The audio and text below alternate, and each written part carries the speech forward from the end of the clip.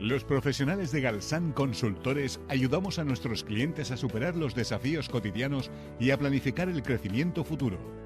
Contamos con un equipo multidisciplinar en los ámbitos del derecho y la economía para cubrir todas las necesidades de la compañía. Aportamos soluciones eficaces a los clientes para facilitarles la gestión de la empresa y alcanzar sus objetivos. En Galsan Consultores te ayudamos a crecer.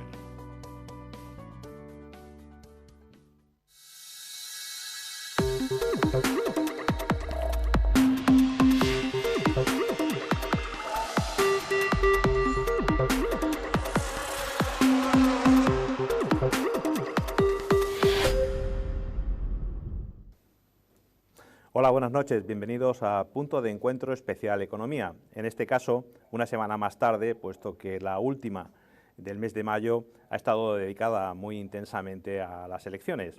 Esta noche vamos a abordar el impuesto sobre la renta. Tenemos todo el mes para hacer nuestra declaración, pero para ponernos en contexto, vamos a ver un vídeo que nos va a clarificar la situación. El 30 de junio es el último día para la presentación del impuesto sobre la renta de las personas físicas, más conocido como IRPF.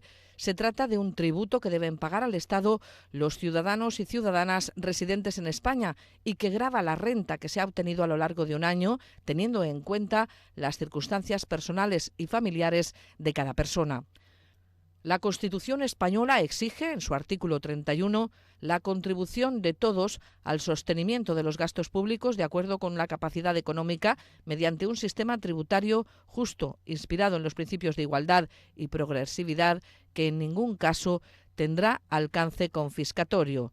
El pasado año el Estado alcanzó una cifra récord en recaudación tributaria, con 254.000 millones de euros, un 13,9% más que el ejercicio anterior, con el dato más alto de la historia en el IRPF, que alcanzó los 122.835 millones de euros en 2022, un 15,6% superior al año previo, que también fue récord en su momento.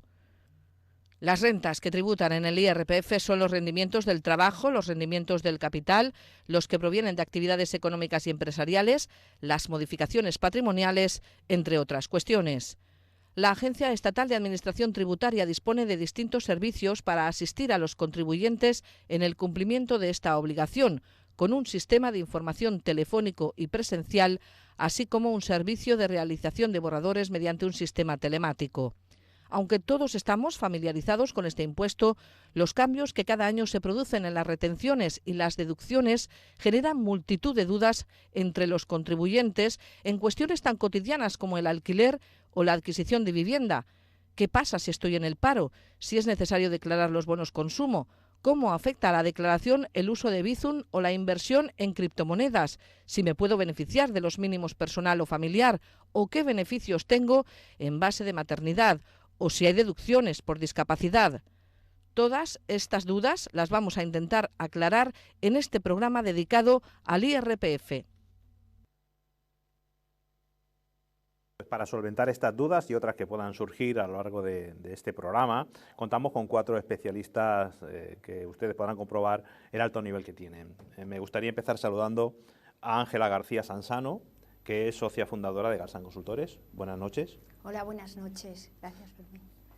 Tenemos justo aquí a mi derecha a Pedro Francisco Sánchez Valdés, coordinador de la campaña de la renta de la Agencia Tributaria en Alicante. Buenas noches y muchas gracias por venir. Muy buenas, Fermín, igualmente. Me acompaña a la izquierda Alejandro Pastor Lozano, que es el director del área fiscal y contable de Galsan Consultores. Buenas noches, Alejandro. Buenas noches, Fermín. Y un poquito más allá, pero no por esto menos cerca de la intención del programa, Álvaro Antón, doctor en Derecho Financiero y Tributario del CEU Cardenal Herrera. Buenas noches y bienvenidos. Buenas noches. Y vamos a empezar contigo, porque yo creo que la primera cuestión es poner en situación qué es el impuesto sobre la renta y por qué es una de las piezas básicas del sistema tributario español. Bueno, pues como hemos visto en el vídeo que nos daba paso, el impuesto de la renta de las personas físicas es el impuesto en términos cuantitativos y en términos cualitativos, el impuesto más importante de nuestro ordenamiento. Tenemos que tener en cuenta que nuestro ordenamiento, nuestra Constitución, no solamente establece derechos, establece obligaciones. Y entre esas obligaciones está el deber de que todos contribuyamos de acuerdo con nuestra capacidad económica. Pero también nos dice la Constitución en el artículo 31 cómo debe ser el sistema y cómo debe ser esa contribución, que tiene que responder a una capacidad económica y que el sistema tiene que ser progresivo. Habla de sistema, de progresividad, con la idea de redistribuir la renta, de hacer cumplir con el principio de solidaridad. Pero habla de sistema. ¿Qué quiere decir? Que no todos los tributos, no todos los impuestos que tenemos en nuestro ordenamiento tienen que ser progresivos, como el IRPF, pero que el conjunto sí. ¿Y cómo hacemos efectiva la progresividad en nuestro sistema? Fundamentalmente con el impuesto de la renta.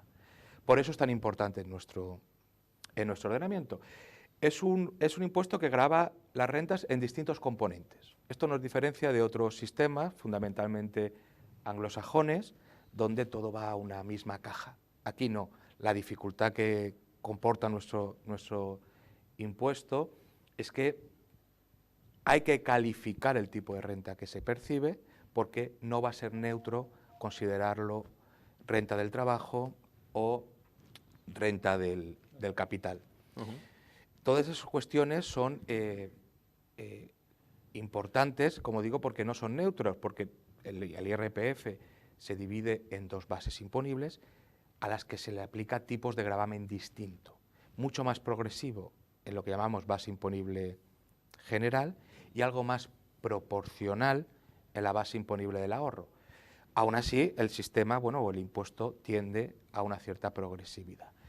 Es un impuesto que tiene en cuenta las circunstancias personales de los contribuyentes. Contribuyentes, personas físicas y residentes en España. Hablamos de residentes, no de españoles. El IRPF es un tributo que pagan todos los residentes fiscalmente en España con independencia de su nacionalidad. No rige aquí, rige un criterio de residencia. Criterio de residencia que tenemos que tener en cuenta que la ley establece que debes permanecer más de 183 días o que tengas el centro de intereses vitales y económicos en nuestro territorio.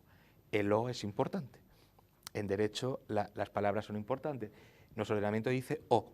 Puede ser que no residas 183 días en España, pero se den otras circunstancias.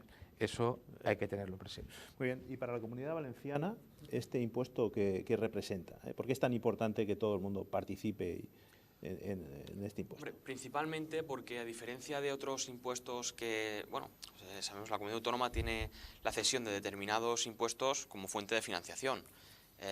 Hay algunos impuestos que están cedidos completamente, como podrían ser sucesiones y donaciones o transmisiones patrimoniales.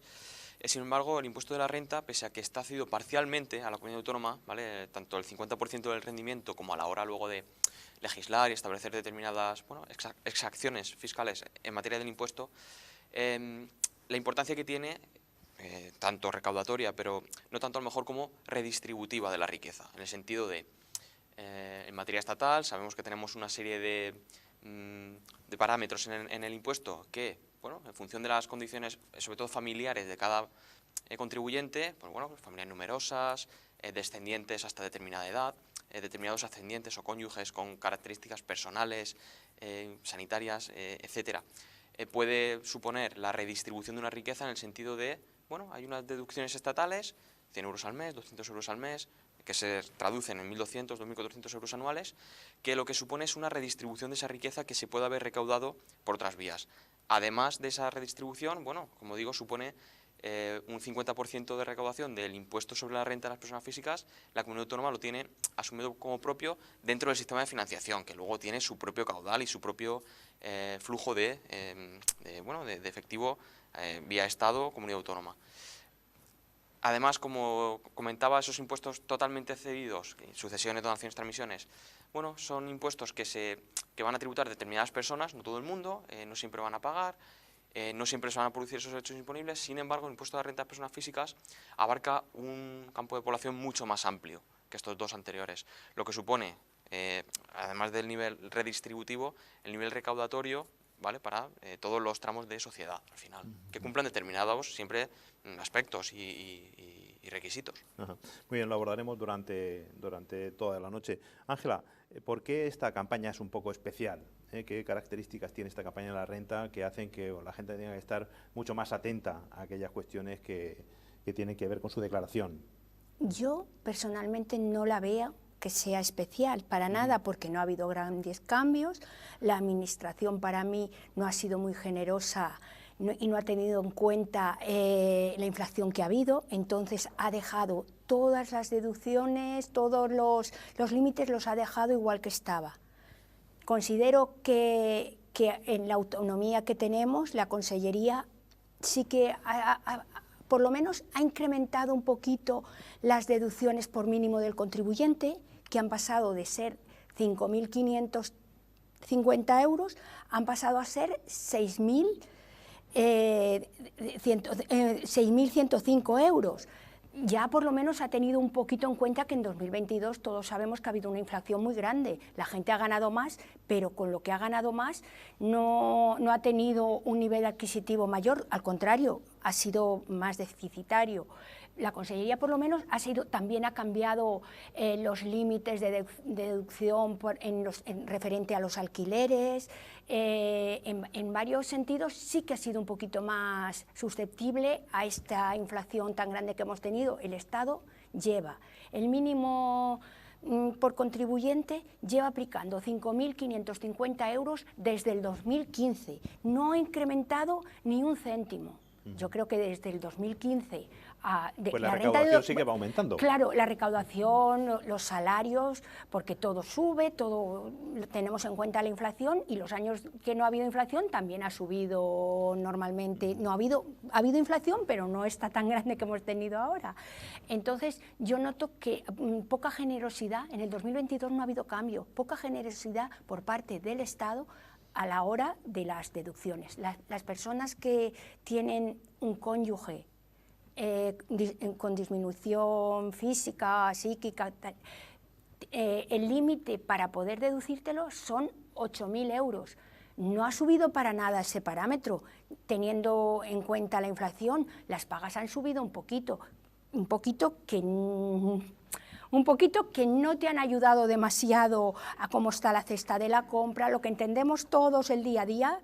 Esa subida de pensiones no ha dejado reflejado. O sea, sí, la situación actual. La situación actual, han tenido problemas a la hora de la compra y todo, y sin embargo la Administración no ha tenido todo esto en cuenta. Ajá.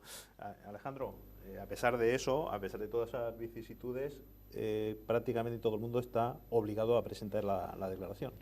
Bueno, obligado o no, eso hay que ponerlo entre comillas.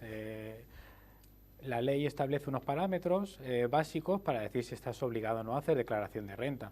El parámetro básico y que más se suele escuchar es el de los 22.000 euros en rentas del trabajo. Es decir, si has trabajado y tu rendimiento bruto ha tenido la cantidad de 22.000 euros, pues o más de 22.000 euros realmente estarás obligado. Si continuamos con la ley, nos dice la norma que si hemos tenido dos pagadores, es decir, dos fuentes de renta del trabajo en este caso, el límite baja, deja de ser 22.000 euros, pasa a ser 14.000. Bien, pero todo esto que te vengo a decir no significa que estemos obligados, ¿vale? Aquí sí que es importante entrar a valorar. Por el mero hecho de ser español tendríamos que tener la conciencia de saber si tenemos que hacer renta o no. Entonces, más allá de si estamos obligados todos o no, tenemos que hacernos la pregunta de ¿tengo que contribuir? ¿No tengo que hacerlo? Si no la hago voy a tener algún tipo de problema. Ahí donde está bien asesorarse, entiendo, vía administración, vía profesionales, que te puedan determinar todos estos límites que comento, que no vamos a entrar en profundidad porque son bastante largos, ¿vale? Pero que sí que veo que es necesario que el contribuyente se ponga en contacto, como digo, con la administración o con un profesional para que pueda saber si al menos tiene que hacer la declaración, si está obligado. Y en caso de que no tenga que hacerla, ¿qué resultado podría tener? Porque a lo mejor no la hace y tiene un resultado muy positivo para sus intereses, porque a lo mejor tiene una cantidad de devolver. Bueno, la mesa ya está abierta. De cualquier tema ya podemos entrar a debatir o a plantear las cuestiones que consideremos. A mí me gustaría puntualizar con respecto a la obligación o no de presentar la declaración, porque hay mucha confusión al respecto. Que no se tenga la obligación de presentar la declaración no significa que no estés obligado a tributar por el IRPF. De hecho, las personas que no tienen la obligación de presentar la declaración ya están tributando por el IRPF vía retenciones. Lo que pasa es que por cuestiones porque son rentas que se van a quedar bajas y por cuestiones de eficacia y de eficiencia, bueno, se considera que no es oportuno que se presente la declaración. No hay una obligación de presentar la declaración, pero hay que cerciorarse bien de la declaración porque a lo mejor sale a devolver. Y si sale a devolver, porque puede salir a devolver, debe solicitar la devolución presentando la declaración. Entonces, es algo que hay mucha confusión al respecto y que viene bien dejarlo claro por eso, sobre todo por si al contribuyente la cuantía le sale a devolver. Desde la Administración, ¿cómo mantenéis informado al contribuyente de su situación? ¿Siempre si es negativo? ¿Cuál es la posición de la Administración en este caso? La Administración pone a disposición del contribuyente muchas vías de ayuda, asistencia, información, ya no tanto para realizar la declaración de la renta, que también, sino en el sentido de, en periodos previos o simultáneos a la declaración de la renta, desde Dirección General de Tributos, de la Consellería, hablo de parte autonómica, pues se va lanzando mucha publicidad en periódicos locales, cuñas de radio, muchos sistemas, muchos medios, redes sociales, sobre todo con las principales novedades que cada año, pues por parte de la comunidad autónoma, beneficios o facilidades que se han puesto. Bueno, tanto como digo, a nivel práctico de realización, como a nivel teórico de conocimiento. Oye, cuidado que si este año tienes menos de tanta edad y has hecho esto, cuidado que vas a tener una deducción que antes no tenías. O la tenías pero no la conocías, o los límites eran diferentes a los que son ahora. Es verdad que la Administración tiene unas limitaciones a la hora de la parte de la asistencia, de la cumplimentación y confección de autoliquidaciones al contribuyente, ¿vale? En función de sus características, sobre todo económicas, rendimiento del trabajo, cantidades, transmisiones patrimoniales, etcétera, en el que se podrá asistir o no. Pero en lo que es seguro que el servicio de asistencia, información y ayuda se presta para todo el mundo que viene a la Administración, ya sea autonómica, ya sea estatal. Ángela. Yo lo que veo... Sí. Si bien es cierto que tienes razón en lo que dices, sí que noto que a lo mejor desde la Administración estatal noto una falta de comunicación con el contribuyente. Es decir, sí que es cierto que existe su portal web, pero ¿a quién accede al portal web? Pues normalmente acceden las personas con un rango de edad, digamos, vamos a decir, un perfil joven, ¿vale? Una persona de una edad a lo mejor superior a 50 años, y no quiero dejar fuera a nadie, es simplemente por el mero hecho de la falta de conocimiento de las grandes tecnologías. Esa persona a lo mejor se puede sentir excluida y muchas veces falta de información y recursos para saber qué tiene que hacer. Entonces se tiene que ver abocada, como he dicho antes en mi anterior intervención, a acudir a un profesional o bien a la Administración presencialmente a que tengan que resolverle un problema. Un problema que a lo mejor no tiene, o como hemos dicho, que a lo mejor sale la renta a devolver. Pero tengo esa sensación, yo la percato en el despacho el día a día, de gente que me dice, es que yo no sé qué tengo que hacer. Pues creo que a lo mejor el Gobierno tendría que poner... Sí que es verdad que, sobre todo en materia de agencia estatal, parece un organismo de difícil acceso. O sea, tú vas un día porque te has levantado y quieres preguntar esto y vas y no vas a poder ni siquiera muchas veces ni entrar. Depende de la Administración y depende de ese criterio que tienen. Las vías que tienen de información al contribuyente, que no son pocas, es cierto que pasas forzosamente por nuevas tecnologías, vía Internet, bien telefónicas al final. Bueno, pues tienes que llamar a 060 y que consigas que te den una cita presencial o no presencial, o si tienes la suerte de vivir en uno de los municipios que tienen el sistema de asistencia virtual, que son Valencia, Lugo, Vigo y Madrid y Barcelona. Aquí pues, no hemos llegado. No hemos llegado, todavía no está. Aquí, no, en la provincia solamente, en la comunidad solamente está en Valencia. O sea, es una cosa muy difícil, de muy difícil acceso. Entonces es cierto que, bueno, frente a eso, por parte de la Administración autonómica, tenemos la ventaja, y lo digo así, de que aunque renta es un impuesto parcialmente cedido, ¿vale?, para el que no tenemos la gestión del mismo, sí que la información de asistencia que prestamos la campaña, estamos abiertos todos los días del año para aquel que quiera venir a preguntar. Es cierto que solamente Alicante, Castilla y Valencia, capital. Todo lo que se salga de ahí, forzosamente, y bueno, para mal posiblemente, hay que acabar acudiendo a un profesional, que muchas veces será beneficioso, pero habrá casos de personas que tengan a lo mejor dudas mínimas, que puedan soltarse muy sencillamente, y que, bueno, es un impedimento para la persona y tiene que acabar acudiendo a un profesional para sus mejores intereses al final. Sí, claro. Bueno, al final es que la gente esté informada y pueda realizar la renta, ¿no, Ángela? Yo también pienso que lo que es la Administración se descarga mucho trabajo en las empresas. Me refiero a las retenciones del trabajo. porque hace que nosotros calculamos prácticamente la renta a los trabajadores, situación familiar, de todo, que muchas veces incluso trabajadores que te engañan, que cuando firman el 145 te ponen datos que no son ciertos, y es la administración la que hace que la empresa le tribute, que por eso las personas que ganan menos de 22.000 euros no están obligados a hacer renta, no están obligados siempre que vengan rentas del trabajo, porque ya se le ha hecho una renta previa en la empresa. Tenemos que controlar que no se nos pase nada y retenerles bien según sus circunstancias familiares. Si tienen una deducción por vivienda habitual, que tiene que ser anterior al 31 de diciembre del 2012. Todo eso tenemos que estar controlando. Mucha gente te marca que tiene deducción de vivienda habitual y a lo mejor es posterior. Claro, el empresario que tiene que ir como un detective viendo cuándo ha comprado este señor la renta, la vivienda, cuándo, se descarga mucho trabajo. Y entonces el responsable de retener bien es la empresa. Luego Hacienda se lo reclama al empresario y el empresario vete tú luego a exigirle cuentas a este trabajador que te ha engañado, que ha puesto hijos de más. Tú no pides... O se ha equivocado, ¿no? Sí, Pero, claro, las administraciones tributarias hoy en día tienen que obtener información y datos porque son eso, son grandes organizaciones de datos. Y la retención es una forma más de obtener esos datos. Y con esa información y con esos datos y con las nuevas tecnologías se puede prestar asistencia al contribuyente y se puede hacer la declaración de la renta. Pero es que lo de asistir a un profesional o buscar asistencia en un profesional para hacer la renta no debe ser visto nunca como algo negativo. Debe ser visto como algo necesario. Otra cuestión es si los gastos de que tiene un contribuyente para hacer la renta tendrían que ser gastos deducibles en el propio impuesto de la renta del curso siguiente, que considero que sí.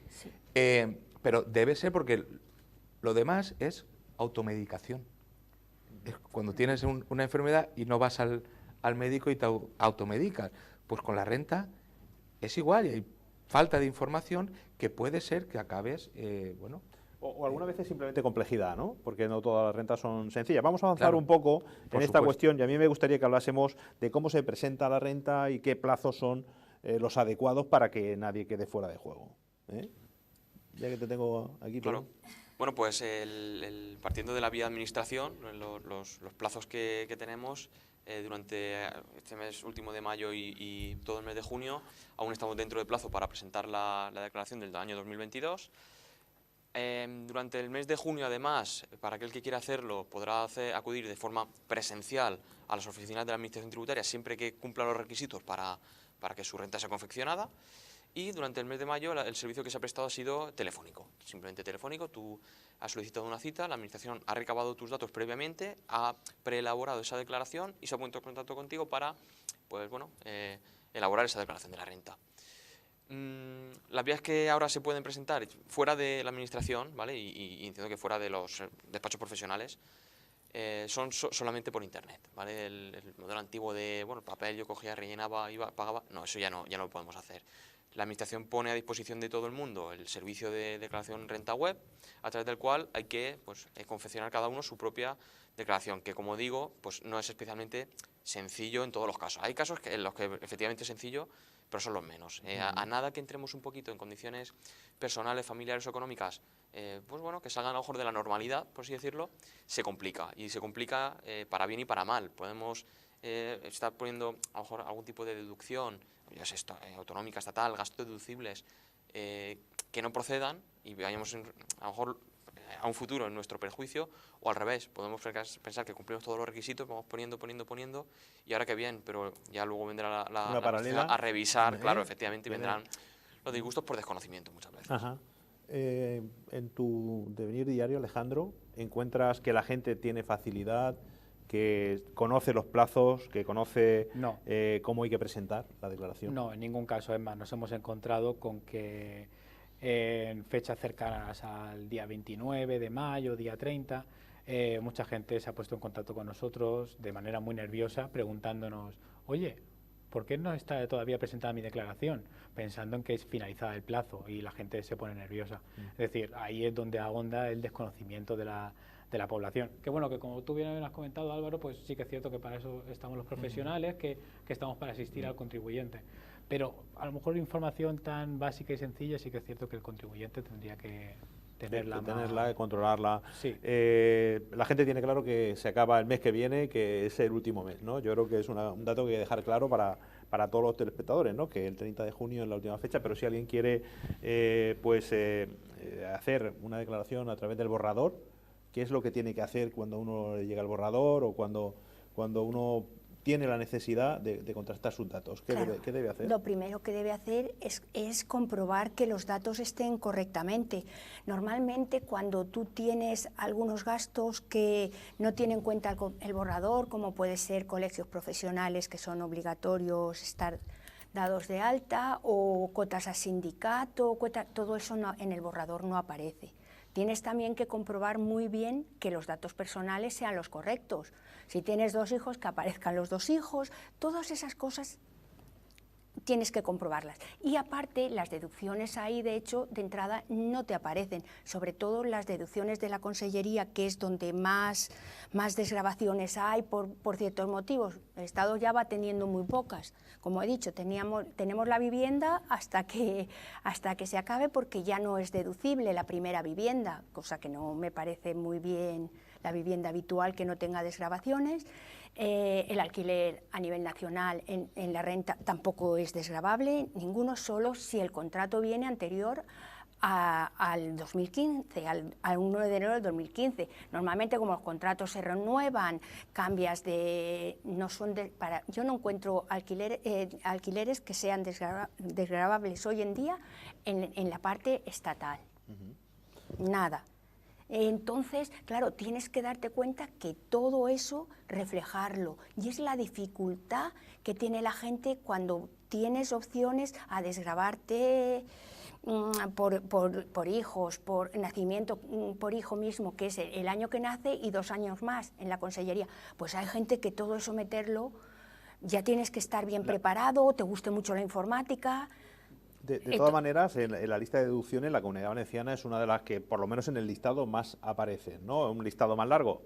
Y yo pregunto, eso está muy bien, pero ¿son las que tienen que ser? ¿Debería haber más? Hay que leer la letra pequeña, porque hay unos límites, depende de lo que tú ganes, es que hay muchas limitaciones. Eso lleva a lo que decía antes el compañero, que mucha gente se desgrava, empieza la lista de desgravaciones, se desgrava, y luego viene que se ha desgravado de más, y no con mala intención, sino por esto, por desconocimiento de los límites que hay para poder aplicar esas desgravaciones. Sí, yo creo que está en este año, no sé si como dice la ley, por inflación, por hacer efecto de la inflación, o porque habían elecciones autonómicas, pero lo cierto es que se han aprobado una batería de deducciones importantes en el caso de la comunidad autónoma. Las comunidades autónomas, claro, el impuesto a la renta se divide en 2 partes, la estatal y la autonómica. En la parte estatal manda el Estado, en la parte autonómica, en la parte que tendría que ir a la hucha, a las arcas de la comunidad autónoma, dentro de ciertas competencias, ahí manda la comunidad autónoma y puede aplicar deducciones. Es importante que sepa la gente que esas deducciones se van a aplicar solamente a la parte de la autonomía, es decir, a la mitad de la renta. No se van a aplicar al conjunto, eso es importante. Y después es cierto que esas deducciones que se han aprobado, cuidado de hijos, se han aprobado casi más de 20 deducciones en la Comunidad Valenciana, pero tienen unos límites de base. Tienes que sumar una base imponible general y una base imponible del ahorro en una tributación individual menor de 30.000 este año. Es decir, tenemos que tener en cuenta que la renta mínima para presentar declaración son 22.000 y estas deducciones están previstas para rentas de 30. Solamente. Bueno, pero es que antes estábamos peor, porque eran los 22.000 y el límite eran 25.000. Este año, por lo menos, ha sido un poco sensible en la Comunidad Valenciana, que han subido de 25.000 a 30.000. Por eso he notado que la Comunidad Valenciana, sea por las elecciones o sea por lo que sea, han subido un poquito los límites de desgravación. Yo antes no pillaba límites en la Comunidad Valenciana. Y sí que se ha producido un aumento importante del 10% en todos los mínimos Sí, personal sí, y familiar. El mínimo y la cantidad de las deducciones, Y o sea, la el importe cantidad de las de- deducciones. El importe total. y el límite, Sí. que es que yo antes cuando eran 25.000, que poca gente llegaba a esos límites. Ajá. Y co- ¿Echáis de menos otras deducciones? Bueno, ya entra aquí Pedro con las dos cosas, ¿no? Con las deducciones actuales y con otras futuras que podrían ser. Hombre, como decía Ángela hace un rato, estatales se echan en falta muchas, como podía ser la que hasta la vivienda habitual hasta el año 2013, ¿no? Sí, que tengan que hasta- venirla aplicando con anterioridad al 2013. Claro, los que nacimos en los 90, ¿no? Eso, No eso, la- eso ya no ni la siquiera habéis lo visto, hablemos, o sea, no, ni no. hemos tenido ni siquiera Por posibilidad desgracia. de Y era aplicarla. una deducción importante. Es tu primera vivienda, que no estás desgrabando una segunda vivienda que lo haces por placer. Era tu primera vivienda y que sea habitual y tenías que vivir en ella, que no es que la comprabas y dices, vivo con mis padres y la tengo ahí por... No, tenía un requisito vivir en ella. Yo creo que era muy importante. Quitas esa deducción de vivienda en el que terminó el 31 de diciembre del 2012 y yo digo, bueno, están primando el alquiler, que alquiles, pero es que a partir del 1 de enero del 2015 quitan también la del alquiler, a nivel estatal me refiero, solo contratos previos. Entonces, ni priman el alquiler, ni priman la primera vivienda. La gente a lo mejor, la pregunta que se está haciendo ahora es, ¿y si esa deducción no existe, por qué sigue apareciendo la posibilidad de marcarla en el IRPF y por qué sigue apareciendo en mi hoja de De retención? 145. Y más allá, Y, claro, Crea mucha confusión. crea confusión, Yo cuando- pero tienen que entender, claro, eso Claro. es un régimen transitorio Claro, ya. que se lo aplican los que venían aplicando. Pero al aparecer ahí, Sí, mucha gente me Mucha lo firma, gente- me pone la cruz en que está deduciéndose un préstamo hipotecario de vivienda y no es deducible para ellos. Ajá. Y más allá de eso, hay una cosa que sí que quiero añadir de lo que se ve a día en la problemática de la gente, es que aparte de que hay una falta de deducciones estatales, que eso es lo que principalmente echamos en falta, es que las que habían están muy perseguidas por la Administración, y con perseguidas me quiero referir a la cantidad ingente de requerimientos que hemos recibido por la deducción por vivienda habitual, ¿vale? Son innumerables. La gente que se la aplica actualmente, de manera aleatoria, es cierto, recibe un requerimiento de comprobación de ¿es correcto que te la estés aplicando? Encima que existen pocas, la Administración las tiene muy buscadas y se pelea mucho. Es un caballo de batalla que tenemos en el despacho el hecho de que se esté aplicando bien la deducción. En la mayoría de casos todo está bien, pero sí que es cierto que notas como ese ansia de la Administración de comprobación excesiva, de decir, oiga, había aquí una deducción, vamos a ver Se si... fía un poco del contribuyente. Exacto. de hecho podemos decir que más que a nivel estatal, más que aprobarse deducciones, lo que se han hecho es limitar o reducir las existentes, como las aportaciones a planes de pensiones. Que ha bajado progresivamente, ya bajó en la declaración anterior el límite y este año han vuelto a bajarlo de vuelto a 2.000 bajar. euros a 1.500, que es una forma de incentivar el ahorro privado y en los planes de pensiones privados, que además en sí no resulta ni siquiera un beneficio fiscal absoluto, en el sentido de lo que se produce es un diferimiento de la renta. No la pagas ahora y la pagarás cuando empieces a percibir la pensión. Claro. Pero hasta ese tipo de deducciones que estaban bueno, pues ahora se han reducido progresivamente. El año pasado ya se habían reducido hasta los 2.000 y este año las han vuelto a reducir a los 1.500. No Sí, tiene- no- vamos, no- vamos, ni- sí. Es la falta de sensibilidad que comentaba por falta del Estado, que no ha incrementado ningún límite, nada, y encima va reduciendo las poquitas que hay. Vamos a entrar en una serie de cuestiones que yo creo que son de máximo interés y las vamos a intentar contestar de una forma rápida porque van a los problemas concretos de los contribuyentes y de los telespectadores, ¿no? ¿Qué es mejor y más positivo? ¿Una presentación individual o hacerlo de forma conjunta? Bueno, ahí sí, no se puede contestar si no se ven los datos del Bueno, pues contribuyente. pongamos a una persona en situación, No, comentémosle qué cosa marca. ¿Por una qué? cosa. Es una pequeña idea. A ver, siempre cuando se orienta al contribuyente, porque esto, como bien dicen los compañeros, hasta el último momento no lo puedes saber, son muchos parámetros y muchas circunstancias. Pero en líneas generales, en un matrimonio, que son los que pueden aplicar la conjunta, bien un matrimonio o bien la persona o matrimonio con los hijos menores, en un matrimonio, caso usual, cuando uno de los dos no trabaja o no tiene rentas que no sean exentas y otro tiene una renta, llamémosla normal, En ese caso, normalmente va a interesar la conjunta, porque tiene una reducción que se aplica a partir de determinados límites que cuando los dos trabajan, enseguida pasa de aplicarla y ya no interesa.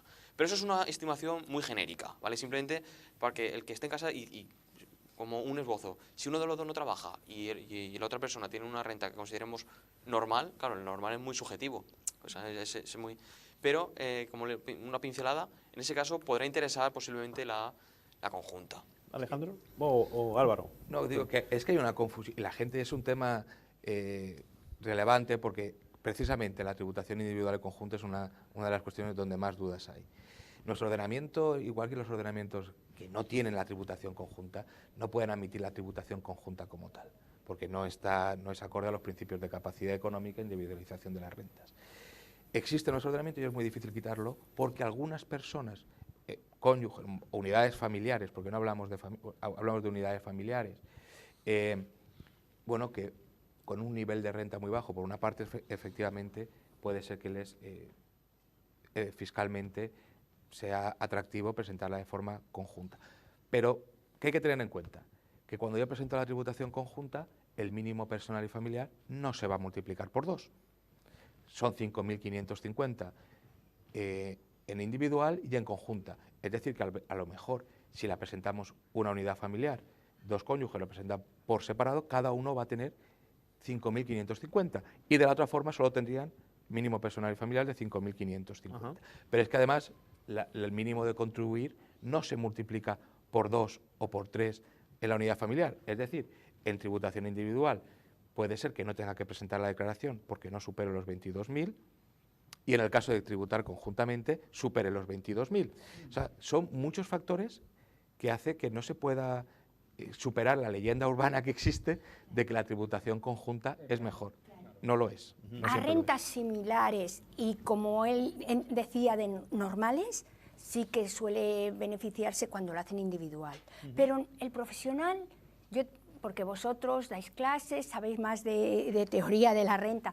Yo soy una currante de rentas. Yo cuando cojo las tributaciones de un matrimonio, yo miro las imputaciones de uno y enseguida sé al 95% cómo va a salir mejor, si individual o conjunta, pero así todo nosotros lo hacemos conjunta y luego ya divide individual.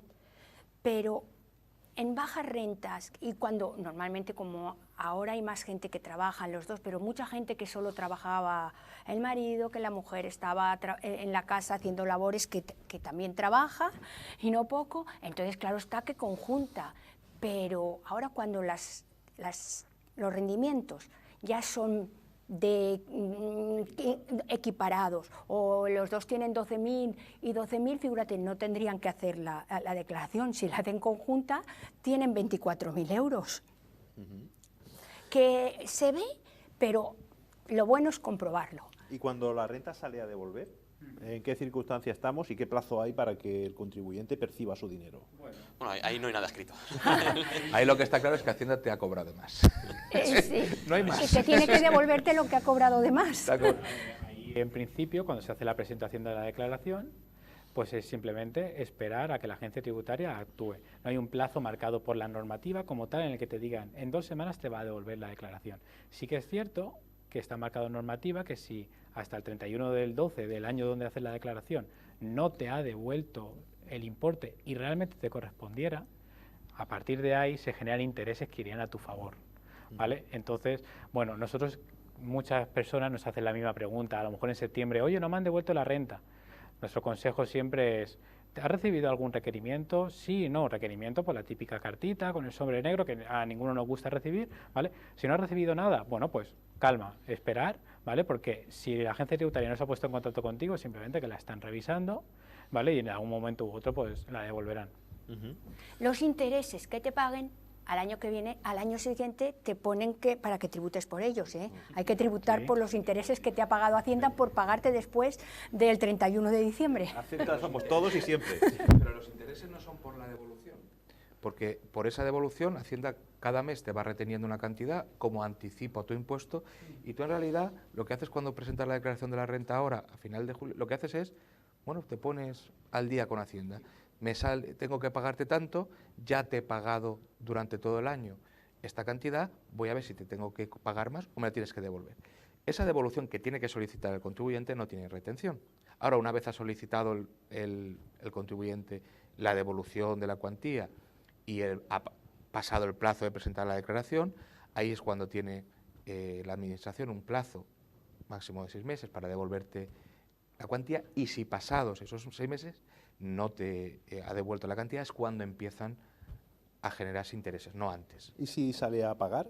¿Qué modalidades tengo para devolver o para incrementar, ¿no?, lo que me falta, para cubrir lo que me falta con Hacienda? Intereses tienes 2 plazos, el 60% el 30 de junio y el 40% el 5 de noviembre. Eso sin intereses. Luego hay gente que a lo mejor puede ir más apretada o no ha tenido en cuenta porque a lo mejor tiene alguna paga que no lleva retención o algo. Podrías reclamar de pagarlo mes a mes a partir de tal fecha, pero ahí ya sí que llevas de pagar el rendimiento que te falta, las retenciones que te faltan por pagar al hacer la liquidación, pues tendrías el plazo de 12 meses, pero ahí sí que llevas intereses, que tendrías que pagarle a la Administración. Pedro, ¿y aquellos contribuyentes que estén fuera del territorio español, qué tienen que hacer para cumplir con este impuesto, si que tienen que cumplir con él? Vamos a ver, aquí hay que diferenciar. Si estamos hablando de un contribuyente que esté fuera del territorio español, pero como bien decía al principio Álvaro, durante más de 183 días en el ejercicio anterior has estado dentro o tienes bien tus intereses económicos en España, y por esa razón pasas a ser contribuyente del IRPF, la misma obligación que cualquier otro ciudadano que sí que esté en el territorio español. Bien uno mismo, vía sede electrónica de la AEAT, podrá confeccionar su autoliquidación, o bien se podrá poner en contacto con un profesional, ya sea de la administración pública o del sector privado, para que le confeccione la renta y cumpla con su obligación. Eso por un lado. Ahora, por otro lado, hay que diferenciar, porque hay un régimen en especial para aquellos que se llaman trabajadores desplazados, aquellos que por razón laboral pasen a tener más días de residencia en territorio español, sin embargo considera que es residente fronterizo, puede ser Portugal, puede ser Francia, Andorra, etcétera. Bueno, ahí es un régimen diferente, que a lo mejor no interesa ahora entrar mucho, pero simplemente comentarlo, que podrá optar por tributar bien por las reglas del impuesto de renta de no residentes o del IRPF.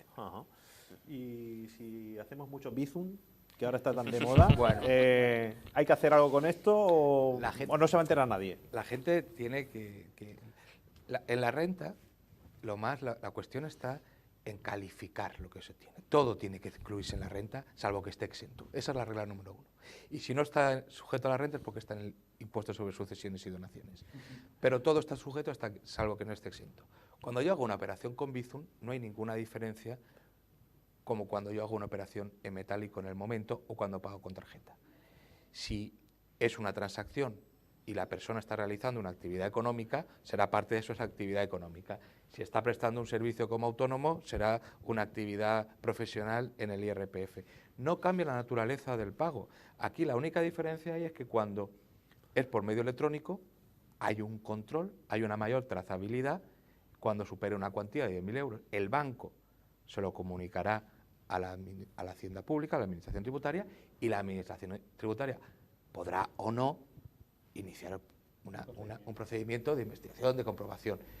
Pero no hay ninguna diferencia. O sea, lo que hay en Bizum, el intercambio que hay en Bizum, puede dar lugar a diversas operaciones, a diversos hechos imponibles de la renta. Puede ser que sea una donación lo que se haga en Bizum y que tenga que tributar por sucesiones y donaciones. Puede ser que sea una renta. Es decir, no es Bizum como tal, no tributa, es un mecanismo, es un medio más de pago, es una vía de pago. Pero la gente puede pensar que como es una cosa tan así, tan cotidiana, es menos controlable. Alejandro, ¿tú crees que es bueno, así? como... El banco no te permite hacer Bizum de más de 500 euros. Hay muchas limitaciones. Además, un profesional, una actividad, si los Bizum pueden ser para pagar la actividad de esa... tú le pagas a un fontanero con un Bizum, pues es un rendimiento de la actividad. que lo has pagado con Bizum. Es igual como si lo pagas por dinero, no porque lo pagues con efectivo, no tiene que declararlo el fontanero. Es que es lo mismo, el Bizum es como un pago en efectivo, pero tiene que tributarlo. Es otra forma de pago, pero al final lo podemos asimilar a una transferencia, va por el banco. Todo lo que vaya por el banco, y es lo que ha dicho Álvaro, a partir de 10.000 euros, tiene el banco la obligación de transmitirse a la Hacienda. Y más allá, si la agencia tributaria quisiera, podría pedirle al banco que le transmitiera todo tipo de movimientos que hubiera hecho esa persona, superara o no los 10.000 euros. Entonces, todo lo que pase por nuestro banco es muy susceptible de ser controlable por Hacienda. Más controlable que si lo pagas en efectivo, pero para mí, aunque es como una transferencia, porque lo pagas con el banco, luego me parece más un efectivo. Todos los jóvenes pagan las cuentas y luego se dividen, paga uno y luego el Bizum se lo hacen entre ellos. Sí, un poco el efectivo móvil, ¿no? El efectivo. Claro. Que es un efectivo móvil, lo que pasa que queda reflejado porque lo haces por el banco. Claro. ¿Y las criptomonedas? ¿Qué hacemos con ellas? Si la hemos comprado o vendido, ¿cómo se tiene que reflejar esto en nuestra declaración? Bueno, ahí para empezar, lo que hay que tener en cuenta, y muchos contribuyentes se asustan, es que cuando el contribuyente accede a su borrador, a sus datos fiscales, se está encontrando desde los últimos años con un cuadro que dice algo así como: sabemos que usted está trabajando con criptomonedas. Pero sí que es cierto que todavía la Administración no sabe exactamente qué se está haciendo, ¿vale? Puede ser que hayas comprado y entonces no haya que tributar, ¿vale? La tributación vamos a asimilarla a si trabajáramos con un producto financiero, es decir, si transmitimos ese producto, esa criptomoneda, sea el tipo que sea, por la ganancia o pérdida que se genere, pues sí que habrá que hacer la declaración. Si simplemente hacemos una mera compra de criptomonedas, pues está tranquilo que no has hecho manifestación de actividad económica, con lo cual no tienes por qué declarar nada en sí mismo. Si ganas o pierdes, ¿es igual que otro valor? No, sería cuando vendes, claro, es cuando tienes ganancia o pérdida, es entonces cuando tienes que tributar. La gente, claro, no puede. Yo compro la criptomoneda ahora a 100, la sigo teniendo, no la he vendido, y veo que el precio de esa criptomoneda ha pasado de 100 a 1.000 y de 1.000 a 2.000. ¿Tienes que tributar algo en el IRPF? No, porque la criptomoneda sigue estando en tu patrimonio. Hasta que no salga de tu patrimonio, vía transmisión, no vas a tener que incluir esa ganancia que está latente, pero todavía no es efectiva, en tu declaración. Aquí solo puntualizar una cosa, que todo cierto hasta aquí. Lo que pasa que, y por no confundir al contribuyente, el hecho de que esté latente, no confundamos con mantenerla ahí quieta, con permutar por distintas criptomonedas. Correcto. Que ahí sí. Sigue estando latente en el sentido de, bueno, sigue en mi patrimonio, no lo he convertido en euros, correcto, pero a lo mejor lo he convertido en, pues, de Bitcoin no sé, a otra moneda, a otra criptomoneda. Ahí sí que hay que llevar cuidado, además, porque aquí la agencia es muy previsora en el sentido de las permutas que hagas a ganancia sí que tienen que tributar. Las que hagas a pérdida ya, cuando las vendas y las conviertas en euros, las pérdidas las computarás, ¿vale? Lo mismo, siempre ganamos. Lo mismo que si lo conviertes, similar a que si lo conviertes en dinero de curso legal. Efectivamente. Estaríamos en una situación similar. Ajá. No la he vendido porque lo que me han dado es el mismo valor, pero en moneda de curso legal, pero sí que tiene impacto en la red. Y los productos de segunda mano, Wallapop y todo esto, ¿qué hay que hacer con ellos en rentas? Si es una actividad o no, si tú vendes una cosa, una bicicleta que has perdido, porque claro, también ha perdido valor la bicicleta, no vale lo mismo una bicicleta nueva que una bicicleta que compres de segunda mano, que a lo mejor te cuesta 30 euros. Yo pienso que tú no tienes actividad y has vendido una cosa a Hacienda, yo creo que no se mete para nada en eso. Otra cosa es que tú tengas, a lo largo del año, siempre estés comprando y vendiendo cosas, pues ahí ya ves que o hay una actividad encubierta que no la tienes declarada, o hay realmente una actividad. Y todas las actividades y todos los negocios, pero yo creo que si una persona vende algo que no le hace falta puntualmente y no se dedica a eso, no creo yo que la agencia tributaria se vaya a meter en eso. Yo, más que se meta o no se meta, aquí cuidado, porque se puede llegar a meter, en el sentido de pues mira, yo tengo esa mesa que la compré el año pasado, me fui de viaje a Benidorm, la vi, me la traje, ya resulta que ha venido mi vecino ruso que me da 20 o 30.000 euros por la mesa porque resulta que era la mesa de no sé quién. A ver, al final es una ganancia patrimonial, siempre que no te esté dedicando a la actividad es una ganancia patrimonial. Es verdad que no tendremos ni siquiera que computarlo cuando se venda, como decíamos, a pérdidas, porque son pérdidas que se deben al consumo y la ley lo exime. pero sí cuando se venda a ganancias. Y es verdad que si tú tienes algo que vendes de segunda mano, normalmente venderás por debajo de tu valor. Pero hay que nuevo siempre vale claro, más que... Pero cuidado, porque el que vende una bici de segunda mano y el que vende un buró de talla, de no sé qué, es un producto de segunda mano igual. Ya, pero bueno, tiene un valor importante. Yo me estoy refiriendo al que vende hasta ropa, ropa usada. Seguramente lo voy a vender por debajo de su valor. Por supuesto. Por debajo del precio que le costó Claro, en su día. correcto. Claro. Es que la cuestión aquí, lo que es muy importante, como habéis dicho, es calificar la renta. Sí. ¿Qué renta es? ¿Esto es renta? No, esto es una ganancia o pérdida patrimonial. Y esta ganancia o pérdida patrimonial, además, ¿dónde va a ir? ¿A la base imponible general o a la base imponible del ahorro? Teniendo en cuenta que es una ganancia patrimonial, sabiendo que no está exenta, la respuesta absoluta debe ser siempre que haya una ganancia, es decir, siempre que lo vendas por un precio mayor al que lo compraste, tienes que tributar, siempre. Y cuando lo vendas a un precio menor al que lo compraste, no tienes que tributar. Eso sería ganancia y pérdida. El problema ahora es la habitualidad. Claro. Que empieces a utilizar esta plataforma para vender de forma habitual unos bienes. Entonces Hacienda podría considerar, una actividad. Esto ya no es una ganancia, una pérdida patrimonial, esto es una actividad económica. Además, para declarar esa ganancia, la ganancia tiene que ser superior a 1.500 euros para estar obligado.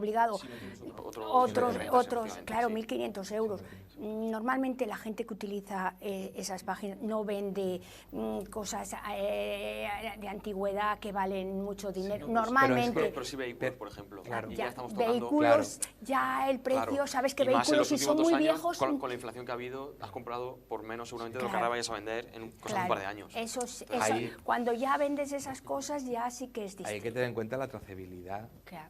de las plataformas que utilizamos. Es que Hacienda ya lo está haciendo con los alquileres turísticos y las plataformas de alquiler turístico. Claro.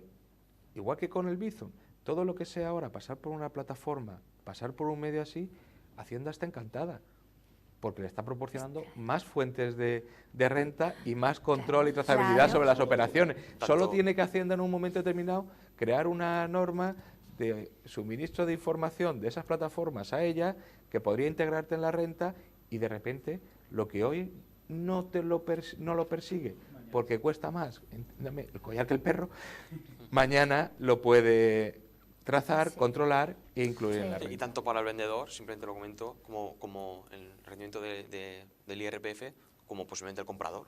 ¿Vale? Está comprando elementos de segunda mano, sabemos que está sujeto a una tributación autonómica, que no, estatal cedida autonómica. El coche, al cambiar de nombre, tiene que estar sujeto al impuesto, que ya por ahí ya pagas, claro, a no ser que sea un coche muy viejo, paga, pero pagas por el impuesto Avanzamos. de vehículo, pagas ahí una cantidad. ¿Y qué hacemos con los bonos consumo? Con que ahora están tan de moda y todo el mundo ha participado, el bonos viaje, que los bonos viajes sí que tienen cierta cantidad, igual los bonos consumo son menos. Esto Alejandro, ¿qué hay que hacer con ello? Pues hay que declararlo, ¿vale? Y puede ser uno de los principales motivos por los que una renta salga mal.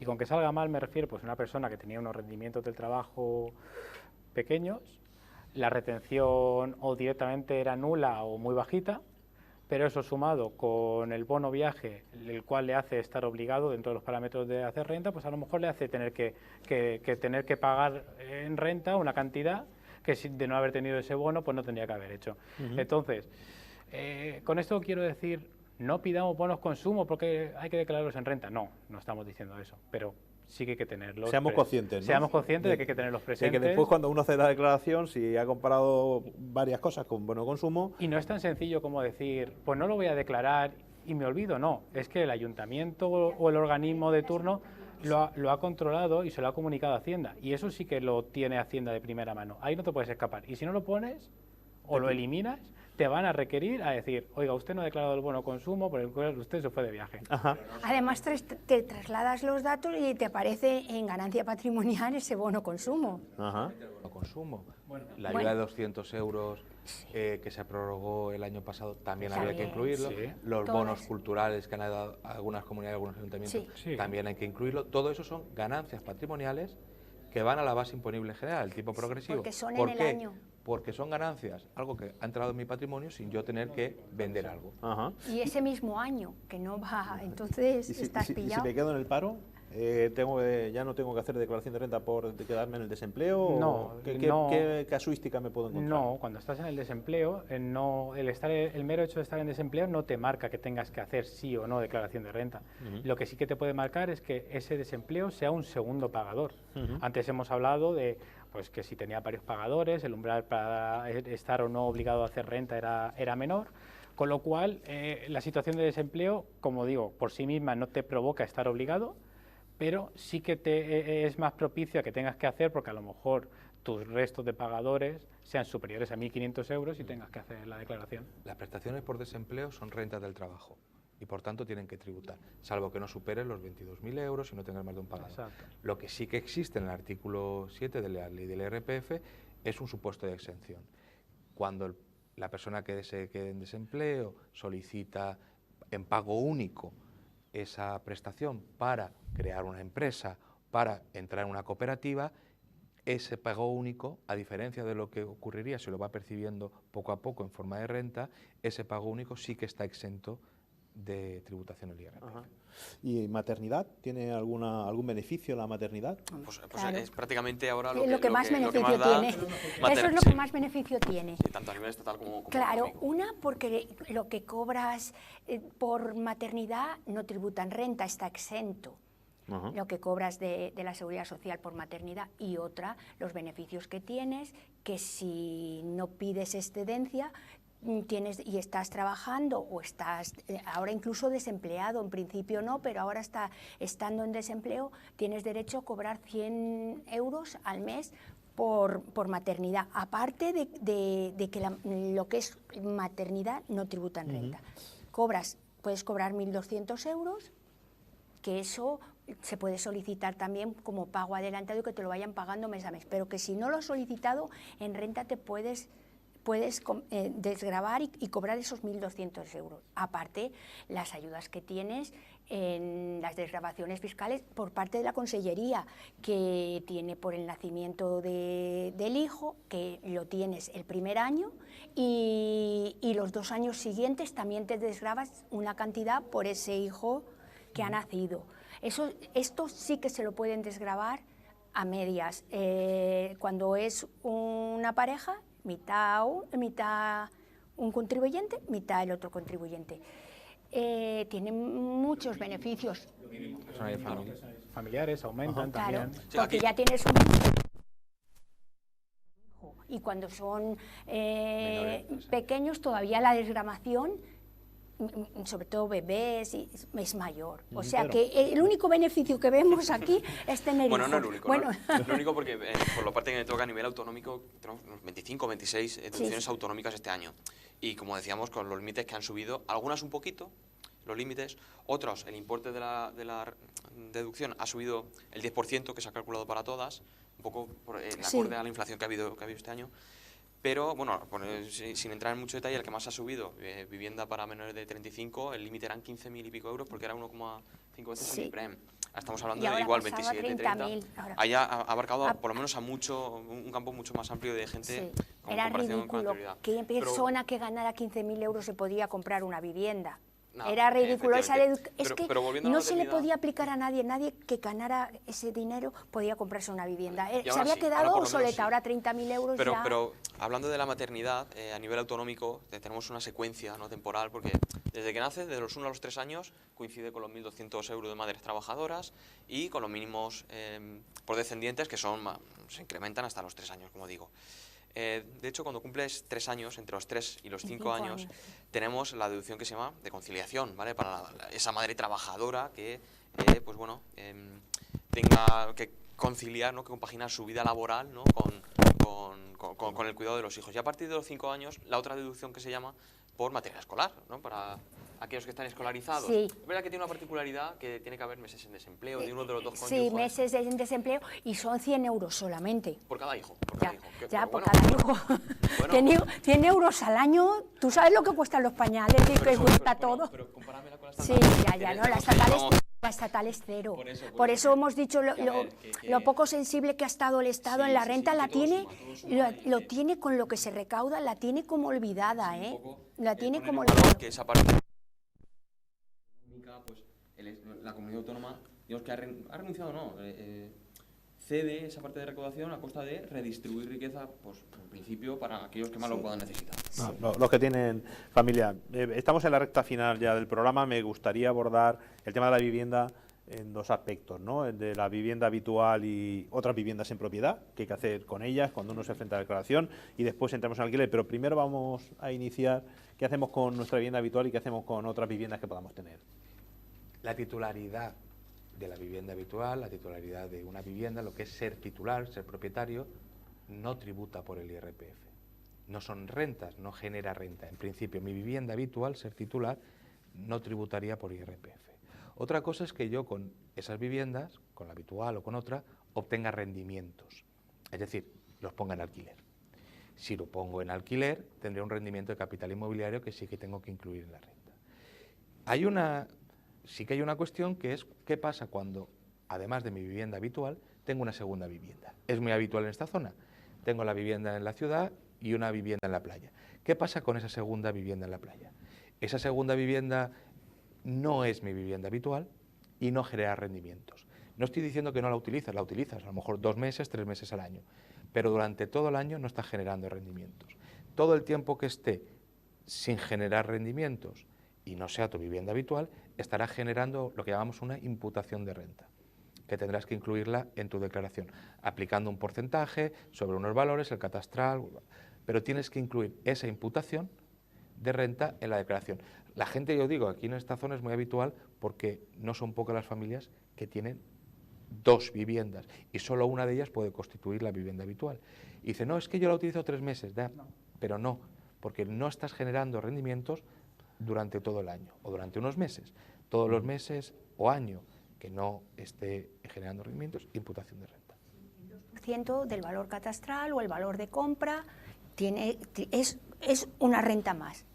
Renta por imputaciones del capital inmobiliario. Si está revisado el valor catastral del el municipio, 2% y si no, al 1,1. Sí. Pero normalmente, como estamos hablando, bueno, hablo para la gente de Elche, si no los confundo, hoy me va a decir, ¿por qué a mí me pones el 2%? En Elche, como no está revisado, y en Santa Pola tampoco es el 2%. Ajá. Y con respecto al alquiler, ¿cómo influye en quién es el propietario y quién utiliza la vivienda? Alejandro. Sí, bueno, con el alquiler tributaría como un rendimiento de capital inmobiliario, ¿vale? El propietario de la vivienda que la tenga en alquiler tendrá que declarar los ingresos que perciba. De esos ingresos podrá restar cantidades como, por ejemplo, pudieran ser impuestos, tributos, seguros, cualquier gasto accesorio al alquiler de esa vivienda, ¿vale? Y de esa suma de ingresos menos gastos, el beneficio tributa, ¿vale? También es cierto que existen determinadas reducciones, por ejemplo, si la vivienda que se está alquilando o el inmueble que se está alquilando está destinado a la vivienda habitual del inquilino, pues existe una reducción del 60%, ¿vale? Eso por la parte del propietario, ¿vale? Por la parte del inquilino y aquí la verdad es que la Comunidad Valenciana hace una gran aportación, existe una reducción, ¿vale? Con un límite máximo de 900 euros de las cuotas que paga el inquilino por el alquiler, ¿vale? Siempre con sus límites, como hemos comentado y demás. Los 950 euros son cuando son menores de 35 años. Si son mayores de 35 años no son 900 euros. ¿Vale? Pero bueno, existe, ¿vale? Que es lo que estábamos comentando antes con qué es lo que echamos en falta y lo que no, pues con el Estado pues no lo tenemos desde el 2015. Entonces, pues bueno, al menos nos quedamos con que la comunidad autónoma y además ha pasado el límite para poder desgrabártelo de 25.000 euros a 30.000 euros. Por la parte del que alquila, el arrendador que tiene un rendimiento de capital inmobiliario, cuestiones relevantes aquí, bueno, tiene una deducción del 60% si la vivienda la destina a ser vivienda habitual, la residencia de alguien. Entonces se podría aplicar un 60% de las rentas obtenidas. Si yo lo alquilo de forma esporádica, por ejemplo, vacacional o vía Airbnb o vía, esa renta no tendría la reducción del 60%. Y otra cuestión importante es que en el caso del rendimiento de capital inmobiliario, a diferencia de lo que sucede con el rentas del trabajo, la lista de gastos deducibles no es cerrada. Cualquier gasto vinculado a la generación del ingreso podría ser deducible. Por ejemplo, alquilo una vivienda a través de Airbnb, Airbnb me cobra una comisión en el impuesto de la renta no aparece eso como gasto deducible, pero como es un gasto asociado a la obtención del ingreso, sí que la puedo incluir en mi declaración. Muy bien, pues sí, claro. Simplemente aquí por terminar de Cerrar el círculo, para el propietario de la vivienda que lo ponga en arrendamiento por parte de la comunidad autónoma, ¿vale? Y un poco con esa previsión social de que tenga controlar los precios de los alquileres, que no cedan más y que no se vayan acorde con esa inflación que estamos teniendo y que de hecho la estamos teniendo, reconoce una reducción, ¿vale?, para aquellos alquileres que no excedan de un precio de referencia que se establece. El Instituto Cartográfico Valenciano tiene unos parámetros y en base a ellos se establece un precio de referencia por zonas tensionadas, no tensionadas, etcétera, que aquí sí o sí el profesional será quien lo pueda calcular, ya sea administración pública o privada, quien lo pueda calcular y quien lo pueda orientar, y se establece una reducción de hasta casi 500 euros, ¿vale?, para el propietario del piso que, pues bueno, se adecue a esos valores. Ajá. Bueno, pues llegamos al minuto de oro. Nos despedimos con una intervención de cada uno de vosotros, recomendándoles a nuestros telespectadores, a los usuarios, a los ciudadanos, qué deben de hacer y cómo deben afrontar esta situación para resolverla con la mejor de las soluciones, ¿no? Si quieres, empezamos por ¿qué le recomiendas que hagan? Bueno, el deber de todos de contribuir al sostenimiento de los gastos públicos es fundamental. El sistema, en un país europeo todavía más, donde tenemos un sistema social así, pero bueno, el contribuyente tiene que tener en cuenta que sus intereses y los de la administración no son los mismos. La administración quiere cobrar y el contribuyente quiere pagar poco. La mejor forma de conciliar esos dos intereses entre contribuyente y administración es que el contribuyente, en este caso, busque una asesoría, un asesor, un asesoramiento que sea ético y que, que no le lleve por caminos oscuros, porque Hacienda es, dentro de la administración española, quizá una de las más eficientes y de las más eficaces. Ajá. Alejandro. Bien, dentro del hecho de que las personas tenemos que presentar declaración de renta, pues qué mejor que estar bien asesorados, ¿vale? Dado que la administración, como ya ha quedado palpable, creo, en este debate, no nos lo pone fácil, existiendo diferentes aristas dentro de la declaración de renta, veo necesario la ayuda de un profesional para confeccionar la renta. ¿Puedes aventurarte en tu casa y hacer la declaración? Sí. ¿Podrás aceptar el borrador? Sí. ¿Podrás equivocarte o dejarte por el camino alguna reducción que a lo mejor te hubiera hecho pagar menos o devolver más? También. Entonces me quedo con la idea de lo que veo en el día a día, de gente que acude, en este caso, a nuestro despacho, a Galsan, y viene con la intención de minorar la tributación lo menos posible, como decimos, siempre dentro de la legalidad vigente. Pedro.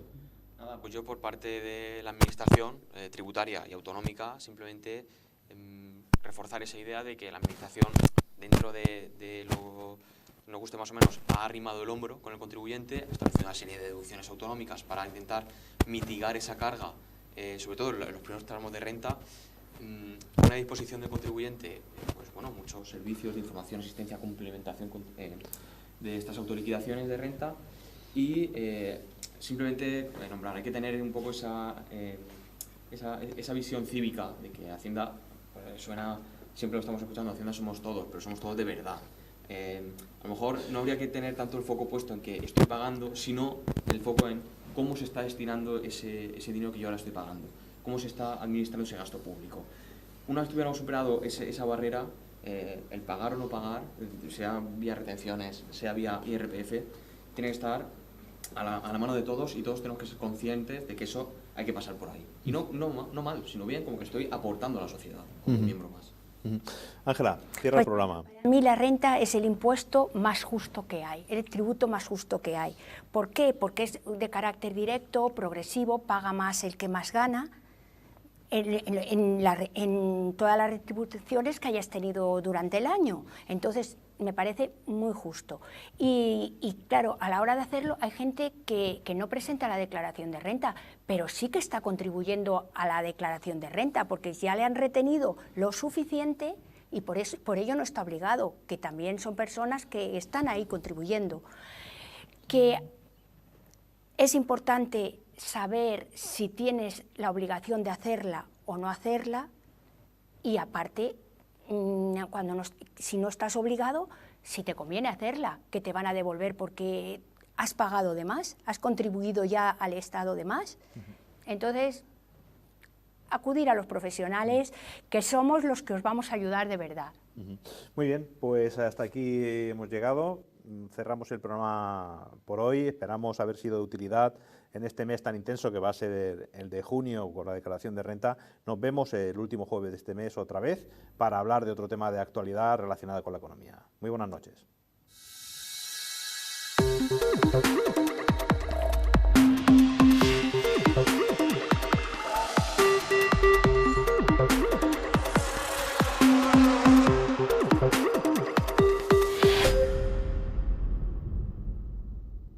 Los profesionales de Galsan Consultores ayudamos a nuestros clientes a superar los desafíos cotidianos y a planificar el crecimiento futuro.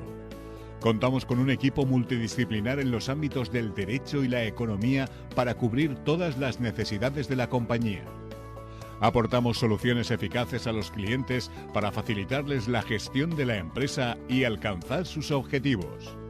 En Galsan Consultores te ayudamos a crecer.